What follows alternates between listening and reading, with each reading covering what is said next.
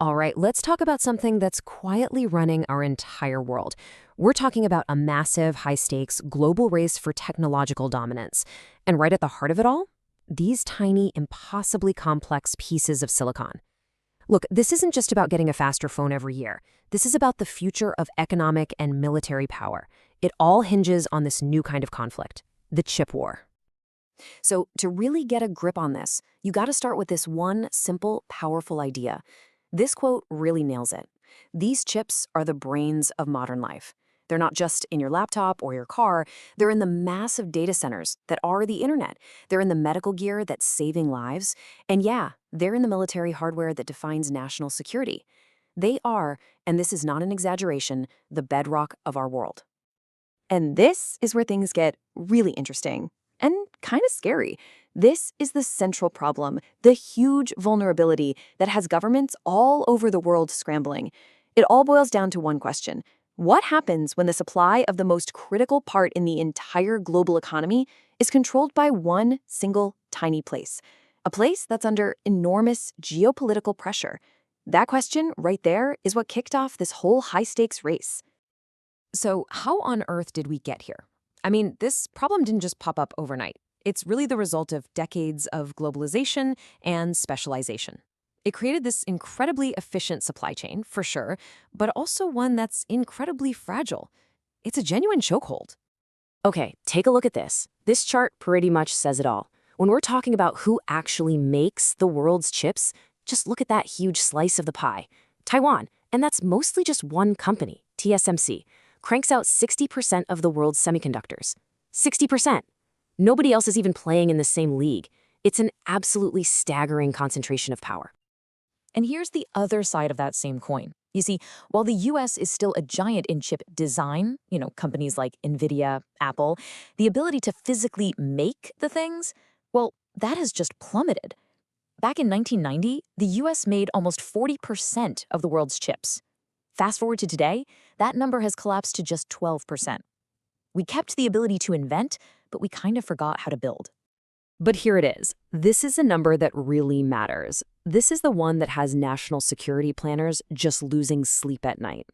When we talk about the most powerful, most advanced, cutting-edge chips, the kind you need for real AI, for supercomputing, that dependency on Taiwan just skyrockets to over 90%.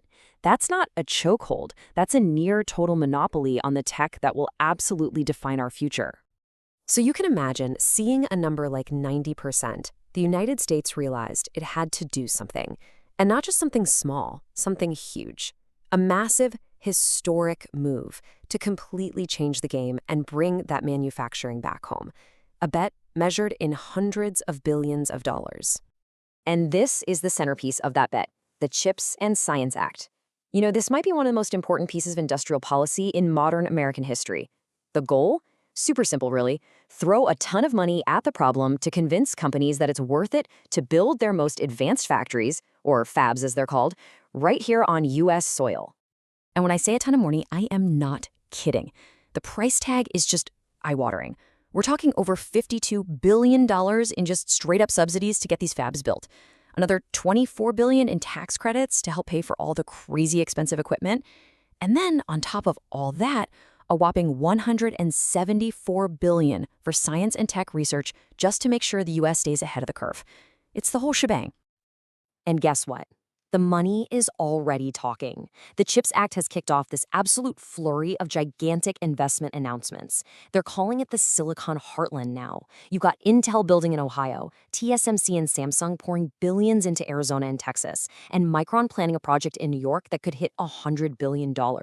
You're literally watching the map of an entire industry get redrawn in real time. But this whole American bet didn't just happen in a vacuum, right? It was a direct countermove to China's own tech ambitions. And in turn, it's pushed Beijing to hit the accelerator even harder on its own frantic race for self-sufficiency. So imagine you're China. The US is actively trying to lock you out of the most important technology of this century. What do? Well, you don't just sit there and take it. You're forced to carve out your own path to technological independence, and they're doing it in a really clever way. Instead of just trying to smash through a brick wall, China's playing it smart with this multi-pronged strategy. First, they're going all in on so-called mature chips, the older but still essential ones in your car or microwave, and they're trying to totally dominate that market. Second, they're pouring money into next-gen materials like silicon carbide. That stuff is crucial for electric vehicles and 5G, giving them a potential edge. And third, they're pioneering chiplets, a cool way to bundle smaller, less advanced chips together to get a really powerful result. It's a classic strategy. If you can't go through the blockade, you go around it. But, and this is a huge but, it has been a very bumpy road. For every step forward, there have been some major stumbles. Billions and billions of dollars have been burned on so-called zombie fabs, basically empty buildings that never made a single chip. And here's the kicker. China still can't build the super advanced lithography machines you need for the best chips. Plus, they're facing a serious shortage of top-tier engineers. The ambition is there, for sure, but the reality is just incredibly tough. So what's the big takeaway from all this back and forth? Well, it's bigger than just a few new factories. This competition is fundamentally reshaping the entire global tech landscape. It's forcing a split that's going to affect pretty much everything and everyone. Experts have a name for this. They call it bifurcation. And this quote here just nails it. We are literally watching the world split into two separate competing tech ecosystems. You'll have one block centered on the US and its allies with their own rules and tech, and you'll have another, centered on China, building its own standards and striving for self-sufficiency. The old days of one single globalized tech world? Yeah, those are probably over.